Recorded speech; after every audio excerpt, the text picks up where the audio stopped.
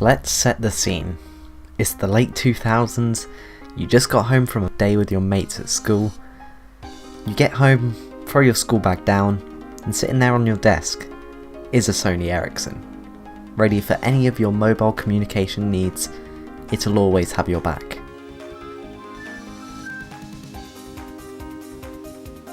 May I introduce to you the Sony Ericsson T630, which was first released in Q4 of 2003.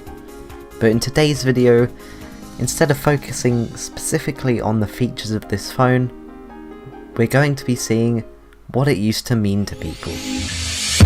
Surrounded and up against a wall, I'll shred 'em all.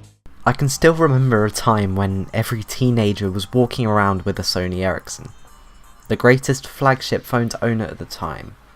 Even when the iPhone was first being released, people were still walking around with these and being able to show them off without being put down by the newest mobile device.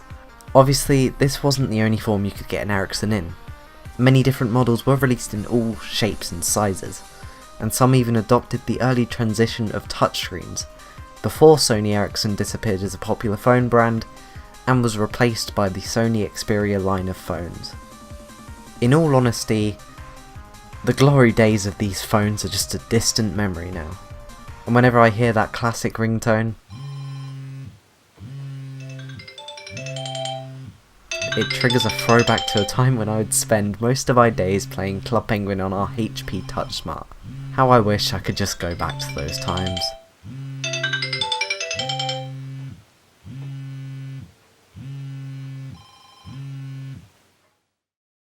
Now, the original plan for this video was to live with it for a week. I even spent extra getting an original charger for it, but in all honesty, it would be virtually impossible to do that for as long as a week. At least for me. Others may not have a problem, but personally, these phones can just be classed as collection pieces, if even that. Oh, and before I forget, my favourite quirk about this device must be the way of taking selfies. No, they didn't implement a camera on the front. That would be too expensive, of course, but if you turn the device around, and I'm not even kidding, there is a mirror on the back to position your face in the frame. Incredible and, honestly, very smart. I hope you guys enjoyed this little nostalgic look back on the glory days of Sony Ericsson as a brand. Like if you did, and subscribe if you're new, and I will see you all next time.